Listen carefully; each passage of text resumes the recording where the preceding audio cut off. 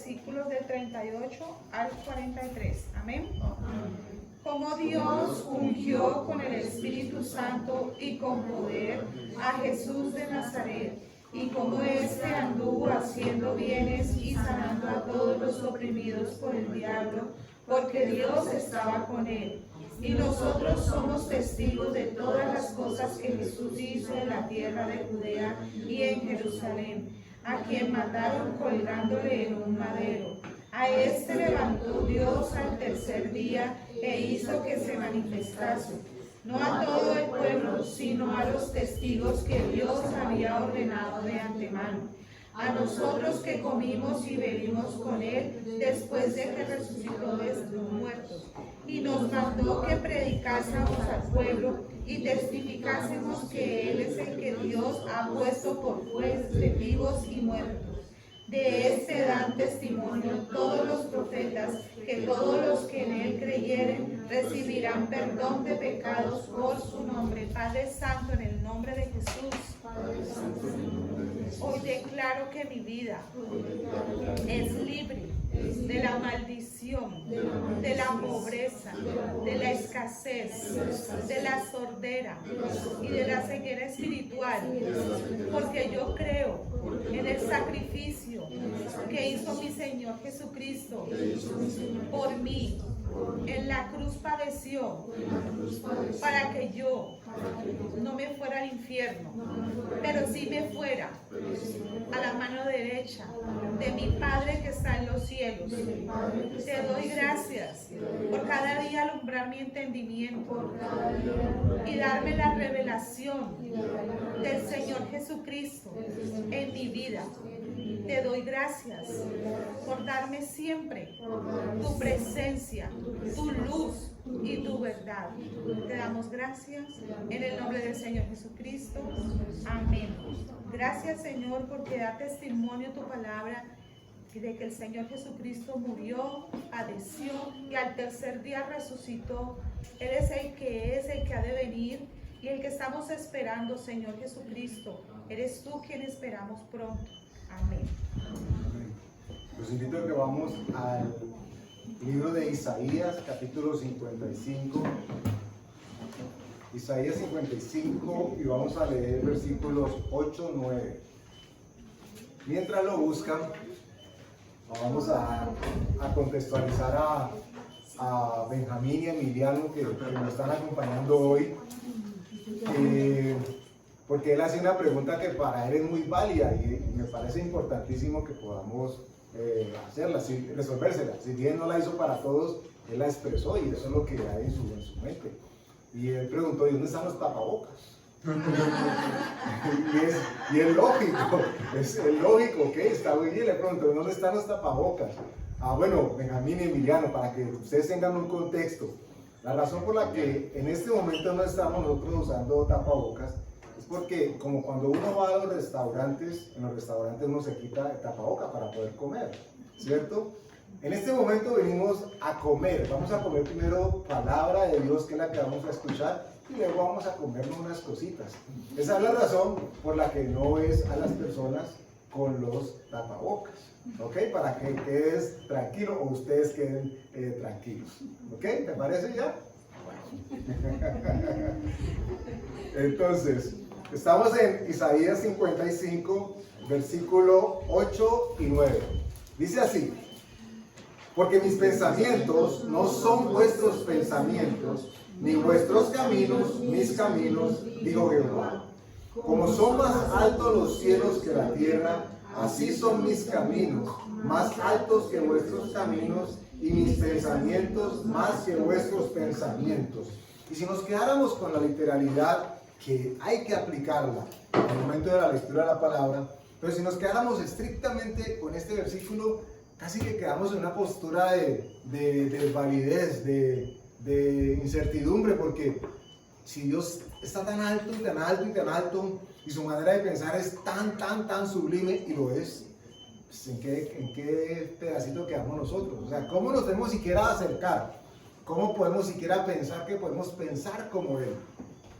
Y miren ustedes cómo la Biblia se interpreta a sí misma, para que chicanemos un poquitico. Esto es hermenéutica. ¿Ok?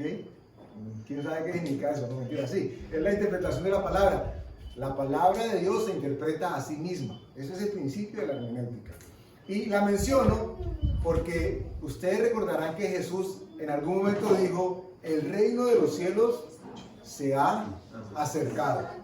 Y entonces cuando escuchamos estas dos posturas, vemos por qué la Biblia es tan sincrónica y tan perfecta. Porque Dios no está mintiendo aquí en esta parte de Isaías cuando dice que sus pensamientos son muy altos.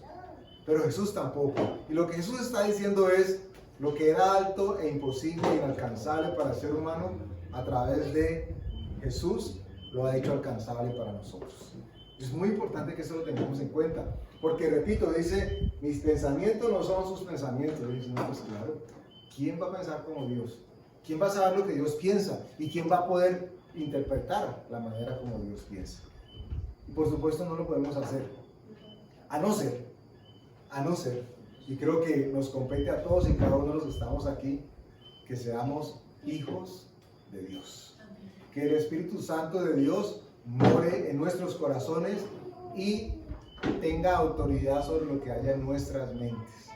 Eso cambiaría completamente la perspectiva y encajaría en lo que Dios dice, que los pensamientos son muy, muy, muy altos. Claro, y Jesús los ha hecho bien, bien cerquitas para que nosotros podamos acceder a ellos. Quiero mencionarles una pequeña anécdota a propósito del tema de pensamientos. Mi anterior jefe, digo que anterior porque ya se retiró, ya no lo es, aunque sigue teniendo la figura de autoridad, se retiró, ya llegó a su momento de pensión. Y por supuesto, todo el equipo, digámoslo así, administrativo, que siempre lo acompañó durante muchos años, estábamos con ganas de hacer una atención. Y se presentaron dos bandos. Eso parecía paseo bugueño, ¿ok? Con mucha cortesía y con mucha tranquilidad, pero habían dos bandos manifiestos. Un bando, el bando de las niñas, de las señoras, y el otro, el bando de los niños, los señores. Entonces los niños querían, imagínense ustedes, queríamos regalarle algo al rector del colegio, ya pensionado, al dueño del letrero, que no le hace falta absolutamente nada económicamente, que al contrario le sobra y de todo. Y estamos en el dilema de qué le íbamos a dar a nuestro hijo. Y entonces los hombres presentamos una propuesta y las mujeres otra, pero no fue que nos hubiéramos dividido. Ya las mujeres han llegado con una propuesta y lo que hicieron fue notificarnos que era lo que se había decidido. Y aquí viene el por qué menciono la anécdota. Porque el regalo que se había escogido era un banco de pensador. Y yo sé que ustedes todos arrugaron el ceño porque ¿y eso qué es? O sea, una entidad bancaria nueva, estaba bueno el regalo. No era un banco de dinero. Era que ellas vieron de una manera muy soñadora la posibilidad de, como él era un gran pensador y alguien muy letrado y muy estudiado, regalarle simbólicamente un banquito de madera tallado por un chamán para que él se sentara. Yo no iba a quedar bien acurrucado así, para que él se sentara y lo ubicara en alguna parte y eso se convirtiera en el banco del pensador. Y así lo venden. No vale cualquier peso. De hecho es exclusivo porque lo hacen sobre medida y de acuerdo al pedido. Y entonces llegaron ellas y el banco del pensador. Y varios nos miramos así como... En serio, o sea, si a mí me van a hacer ese regalo, pues lo apreciamos mucho. Seguramente para ellas tenía mucho simbolismo. Y quien lideraba el tema era alguien que tenía mucho autoridad y además caminar con él. Entonces decía, no, es que lo conocemos, él es así, él es así. Pero apenas nos dieron la oportunidad al otro grupo, a los desadaptados, a los traviesos, alguien propuso, regalémosle un reloj. ¿Y qué creen que ganó? El reloj. ¿Por qué? Porque alguien dijo, a él le fascinan los relojes. Y él no tiene reloj de bolsillo. Y los relojes que tenían en una incursión de los pillos a su casa se los robaron todos. Y entonces nos dimos a la tarea de encontrar y eso apareció reloj hasta de zafiro, de oro, de los 3 cruces, todas las aleaciones. El punto fue que terminó ganando un reloj muy bonito de bolsillo, costoso, no le voy a decir el costo, pero costoso. El banquito del pensador que ellos creían que era lo que iba a identificar a la persona, para otros resultó ser un pedazo de madera tallada que iba a terminar convirtiéndose, ni siquiera cabía en una repisa, porque era más grande que una repisa y era más pequeño que un asiento, o sea que no iba a terminar sirviendo para mucho. Nosotros nos imaginábamos ya a nuestro rector pensionado así en ese banco, pero aburrido, porque seguramente eso, y estoy siendo atrevido porque seguramente la postura inicial fue muy chévere. Pero los pensamientos del hombre son distintos a los pensamientos de Dios. Yo creo que sobre eso no hay discusión. No habría quien se atreviera a decir, no, estamos más o menos cerquitas. Lo que quiero, o lo que pretendemos en este momento traspasarles a ustedes, es que sin Dios es imposible conocer a Dios, pero con Dios es posible conocerlo y caminar con Él. Y por eso dice que el verbo que era Dios, que era con Dios, se hizo carne y habitó junto a nosotros. Isaías 55 es una motivación, si me permiten la palabra, que Dios hace para acercarnos a la posibilidad de que podemos entender lo que Él piensa. Pero quiero manifestar esta reflexión. Para pensar como Dios, ¿qué habría que suceder? ¿Qué tendría que pasar? Si alguien pretendiera, si alguien quisiera, si alguien añorara pensar como Dios, ¿qué tendría que hacer? Alguien, dígame. ¿Ah? Leer la palabra. Ok, vale. Si quisiéramos hablar, pensar, meditar como Dios, tendríamos como mínimo que conocer qué es lo que piensa Dios. ¿Estamos de acuerdo? Ok, entonces, si yo pienso y me aseguro de pensar como piensa Dios, seguramente tengo que darme cuenta cómo es que piensa Dios. Y eso es un tanto inclusive temerario el llegar a considerar, yo sé cómo puede pensar Dios. ¿Cuántos están de acuerdo en que sabemos o deberíamos saber qué es lo que piensa Dios? Esta es una pregunta capciosa. ¿Cuántos están de acuerdo? Sí, yo estoy de acuerdo. Aquí tenemos una temeraria, 2 temerarios, 2 atrevidos, yo me incluyo. ¿Y sabe por qué me atrevo a decir que sabemos y debemos saber lo que piensa Dios? Porque Él lo dejó escrito en su palabra. No lo dejó sujeto a nuestra imaginación, no lo dejó sujeto a nuestra comprensión, no lo dejó sujeto a nuestra hermenéutica. ¿Ok? No depende de nosotros interpretar si lo que Él dijo es de Él o no. Él lo dejó escrito. Inicia en el versículo 1 del Apocalipsis y termina en el último capítulo 22, de Génesis y luego al Apocalipsis. Porque Él quiere darnos a entender, Él quiere hacernos saber de que nos es posible saber qué piensa Dios. Y les hago esta reflexión. Esta pregunta si no es capciosa. Si le pudiéramos preguntar a Dios qué piensa Él de nosotros, ¿qué nos podría decir? Dios bendito. Él diría eso. Él diría eso, Dios bendito. Dios bendito. ¿Ok? Si le preguntáramos a Dios, Señor, yo me puedo llamar, puedo referirme a mí mismo como alguien que anda en tu santidad, en tu salvación, que ha sido renovado, que ha sido renacido, que ha sido todos los sidos. ¿Tú qué podrías decir de mí, Dios? ¿Y qué diría Dios de nosotros? Pero es que gracias a su misericordia Él no nos ve como nosotros somos, sino que nos ve a través de la sangre de Cristo. Esa es la respuesta que estoy seguro está en todos sus corazones. Claro que sí. Que por la misericordia de Dios Él no nos ve así. Porque resulta de que no depende de nosotros. Cuando Dios dice que ustedes y yo somos santos, quiere decir que para Él nosotros somos santos.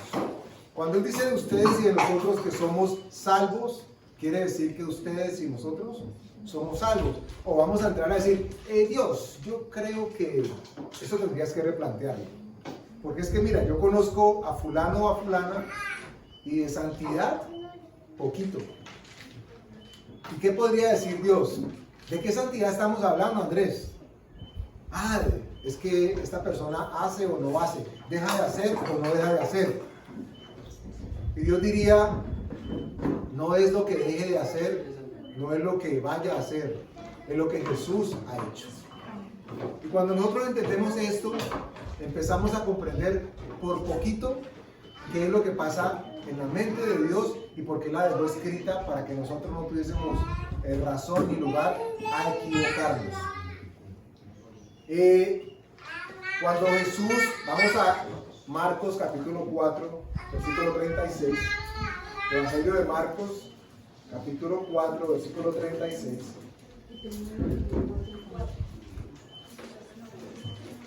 4:36. 4:36. Marcos Sí. 4:36. Y leeremos hasta el 41.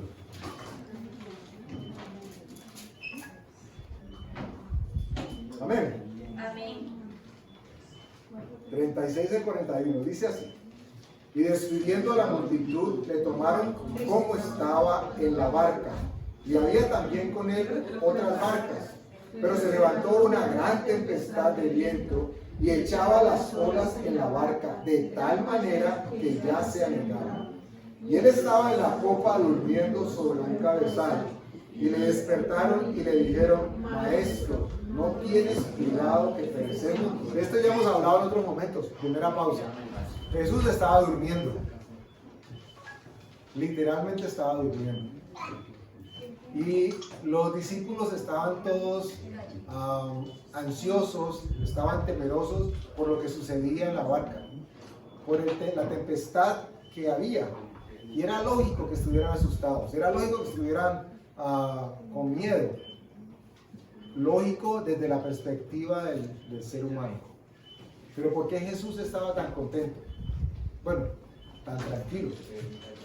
Porque resulta de que Él sabía de que Él tiene control sobre aún los elementos del tiempo. No le podían afectar, más Él podía afectarlos. ¿Y cómo podía saberlo? Pues porque lo sabía. ¿Y por qué lo sabía? Porque Él y por Él fue hecho todo lo que hay. Él está claro de quién es en Él. Jesús sabe quién es.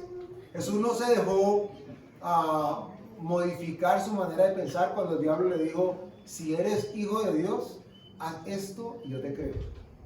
Porque prácticamente eso fue lo que pasó.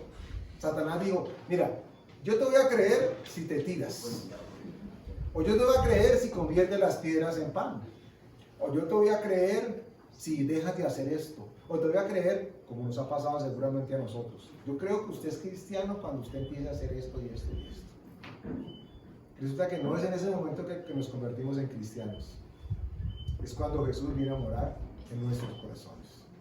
Y cuando eso sucede, dice la Escritura, su Espíritu Santo viene y toma poder de nosotros y queda con toda la mente barrida, limpia. Dice la Escritura que la casa ha sido limpiada esperando que sea llena. ¿De qué?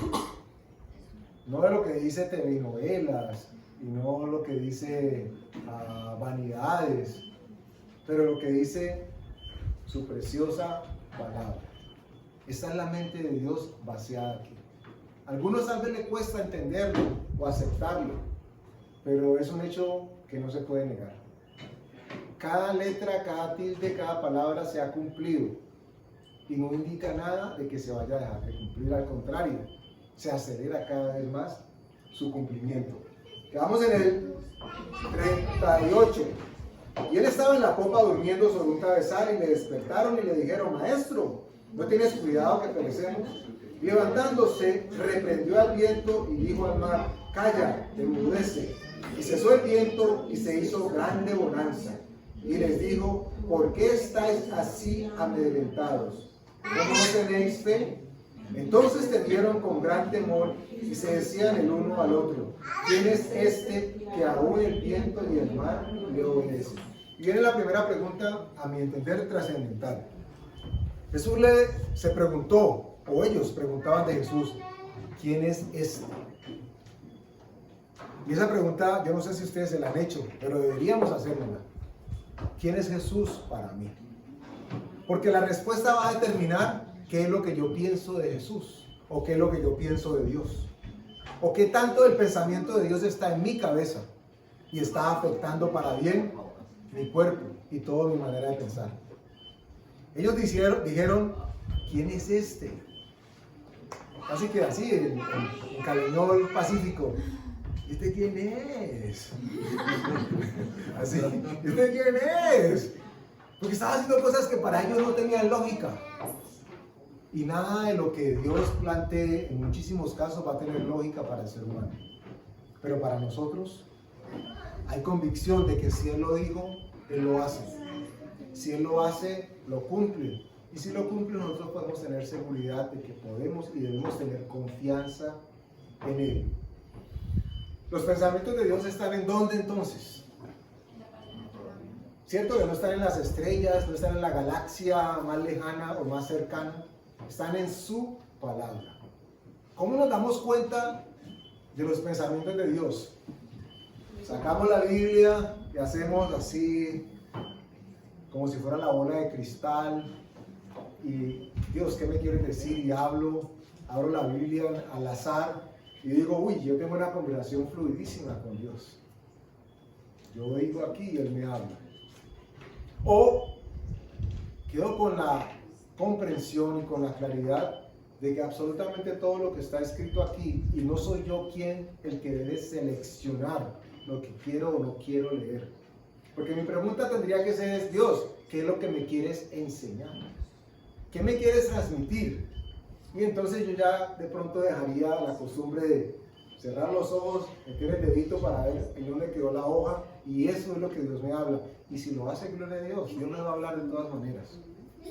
Sin embargo, si queremos conocer cómo piensa Dios, tendríamos que entrar a conocer no solamente cómo piensa ahora, cómo pensaba antes, sino cómo va a pensar después. Y la única manera de hacerlo es conociendo lo que su palabra dice. Tenemos entonces que hablar como Dios para poder pensar como Dios. No para pensar como dioses, para pensar como piensa Dios. ¿Qué piensa Dios? Es la pregunta. Su palabra, ustedes ya respondieron. ¿Cómo yo conozco los pensamientos que antes estaban muy arriba? ¿Cómo yo los conozco ahora? Porque hicieron posible que todas estas palabras bajaran y me buscaran para que se quedaran morando en mi corazón. ¿Se requiere entonces una mente sobrenatural para entender a Dios? Esta es una pregunta. Repito la pregunta. ¿Se requiere de una mente sobrenatural para entender o pensar como piensa Dios? ¿No? Sí. Hay no y hay sí. Bueno, ¿qué dice la Escritura? Porque recuerden que eso es lo que tiene que pasar. Nuestros pensamientos no están de acuerdo a nuestra hermenéutica, sigamos chicaneando. ¿Okay? No es la hermenéutica, no es lo que yo pienso e interpreto, sino lo que la Escritura dice. Vamos a Primera de Corintios, capítulo 2, versículo 16. Primera de Corintios 2, versículo 16.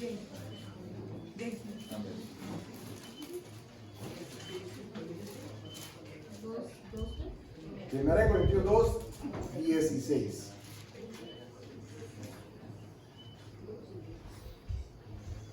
Pero los invito a que leamos desde el versículo 14. Amén.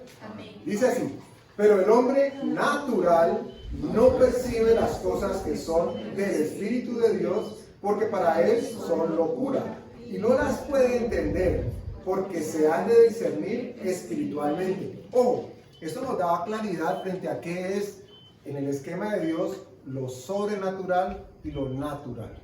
Porque la pregunta inicial era: si hay que tener una mente sobrenatural para entender a Dios. Y la respuesta es sí. Pero la sobrenaturalidad de la que la Escritura habla no es la de Superman volando con capa y con superpoderes y una superinterpretación hermenéutica para poder decidir, es que este tiene una mente sobrenatural. Y solamente algunos pocos pueden acceder a lo que Dios quiere decir. Lo que nos está describiendo la palabra es que cuando habla de que somos sobrenaturales, es porque nuestro mundo se rige por el esquema espiritual. Y no de cualquier espíritu, hay que aclarar, porque espíritus hay muchos, pero el Espíritu de Dios solamente es uno. Retomo, el hombre natural no percibe las cosas que son del Espíritu de Dios. Ahí, ubíquese usted, ¿qué tan natural es? Y la respuesta tiene que ser, ¿cuántos naturales hay aquí? Okay. ¿Cuántos tienen una mente natural? ¿Por qué ninguno ya tenemos una mente natural? Porque nacimos de nuevo. ¿Y por qué podemos decir que nacimos de nuevo? No, señor, porque yo lo dije. Falso de todas las falsedades. Es lo que dice la Escritura. Eso es lo que dice la Escritura. Que nosotros no tenemos una mente natural. Nuestra mente es sobrenatural porque el Espíritu Santo es el que la dirige. Y eso cambia absolutamente todo. 15. En cambio, el espiritual juzga todas las cosas, pero él no es juzgado de nadie. Y acá alguien podría decir, ay sí, yo soy más espiritual que todos. A mí me gusta juzgar y mucho. Yo soy el que más juzgo. Tú estás bien, tú estás mal. Haz como yo, no haz como yo. Eso no es espiritualidad bíblica. No es lo que la Escritura está diciendo. Y vamos a ir un poquitico delgado en este versículo porque dice, en cambio el espiritual juzga todas las cosas. ¿Ustedes creen que está hablando del hombre espiritual o del ser espiritual que mora en el hombre? Sí, es el espiritual que no se mueve en el hombre. Porque recuerden que la Escritura dice de nosotros que somos un ser con 3 características. Que tenemos espíritu, tenemos alma y tenemos cuerpo.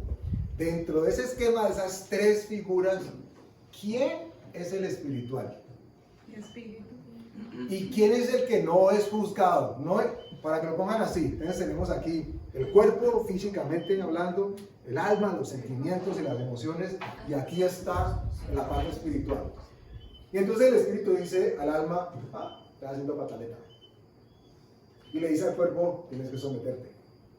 Y el alma y el cuerpo quieren ir al espíritu a decirle, y no tienen nada que decir. No le pueden decir absolutamente nada, porque el ser espiritual no es juzgado por nada ni por nadie. Porque él se rige de acuerdo a lo que la Escritura dice. Piensa como Dios, habla como Dios, interactúa con Dios. Por eso la Escritura nos dice que el que siempre está dispuesto. Recuerda que dice que el espíritu siempre está dispuesto, pero la carne está ¿qué? Débil. Entonces, hombre natural no puede conocer la mente de Dios. Hombre sobrenatural, sí, pero no estamos hablando del hombre increíble, del hombre verde, ni Superman, ni capas, ni ninguno de los de las series de DC Comics o ninguno de esos, a los que les gustan las figuras cómicas. Estamos hablando del ser que mora entre nosotros, con el que Dios tiene intimidad. Y si tenemos intimidad con Dios, tenemos su mente. Vamos para el versículo 16. Porque ¿quién conoció la mente del Señor? ¿Quién le instruirá? Mas nosotros tenemos la mente de Cristo. Y aquí podríamos parar, de hecho estamos próximos a acabar ya. Pero aquí podríamos parar porque, recuerden, si ustedes quieren volver a chicanén con alguien, dice, ¿qué palabra aprendieron hoy? ¿Y qué dije? Hermenéutica. Entonces, si usted quiere chicanear con alguien, bueno, chicanear no es la palabra. Si usted quiere alardear, pues, quedamos un poquitico más pulidos. Si usted quiere alardear con alguien, usted puede decir que usted tiene la mente de Cristo. Y seguramente lo van a mirar rayado, lo van a mirar torcido, lo van a mirar mal. Pero ¿cuál sería el argumento nuestro para decir que tenemos la mente de Cristo? Repito, ¿cuál es nuestro argumento para pararnos enfrente de alguien y decir, yo tengo la mente de Cristo? Primera de Corintios 2:16. Amén. Esa es la única alternativa de respuesta que yo debo de tener. Para otros, pero primero que todo, para conmigo. Porque yo tengo que creer lo que les pasó o no les pasaba a los discípulos mientras estaban en la barca que estaba toda movida. Jesús sabía quién era. Y Dios espera que nosotros sepamos cada vez más quiénes somos en Cristo. De eso depende que conozcamos lo que Él piensa y que pensemos como Él piensa. Ya leímos Romanos 12:2, ¿no? Vamos a Romanos capítulo 12. Romanos capítulo 12, versículo 2.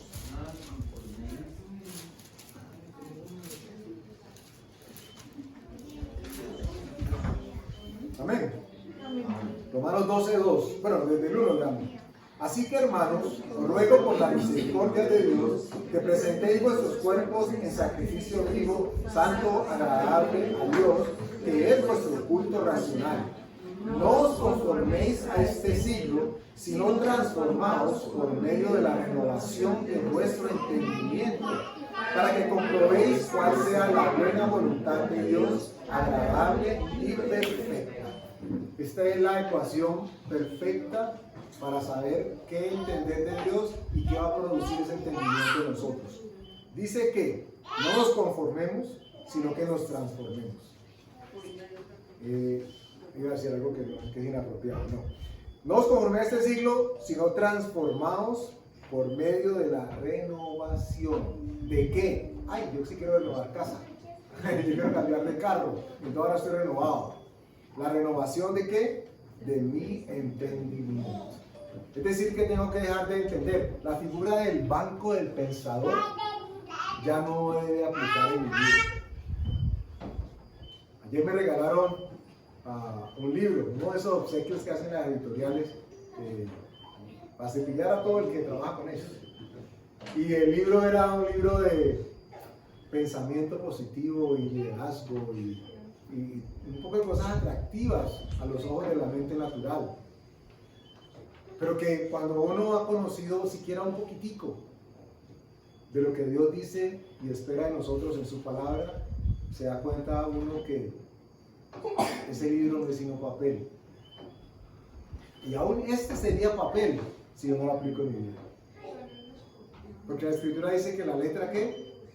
Tuki-tuki luló, y que el Espíritu vivifica. Eso es lo que hace la palabra dentro de nosotros. Vivifica, pero tenemos que cambiar, renovar nuestra mente. Tiene que suceder para que nosotros podamos decir, es que ahora tengo la mente de Cristo. Es que por eso entiendo que los pensamientos de Dios ya no están tan altos. Él los hizo aterrizar para que yo pudiese entenderlos.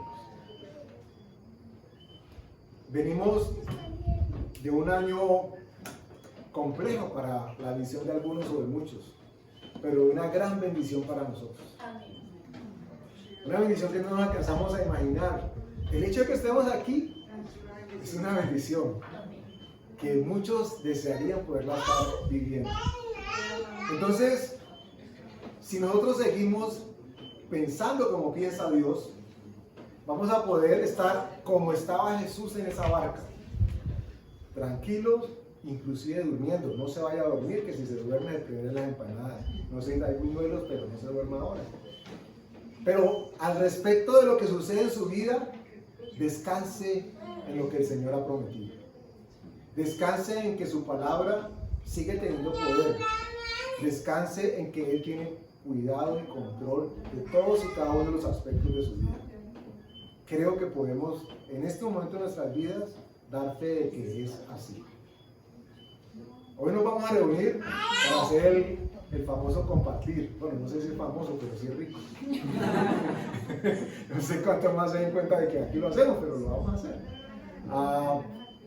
Con acción de gracias, pero recordando que estamos celebrando el que podamos ser considerados hijos de Dios. Y como hijos también herederos, para que, como dice la palabra, podamos comprobar cuál sea la buena voluntad de Dios, agradable y perfecta. Que no nos quepa la menor duda. Amén. Vamos a darle gracias a Dios entonces. Padre, tu palabra no falla, no cambia, Señor. Permanece fiel, firme y para siempre, y nos da el privilegio de que no retorna vacía a nuestras vidas. Tú pides, Señor, que nosotros renovemos y transformemos nuestro entendimiento.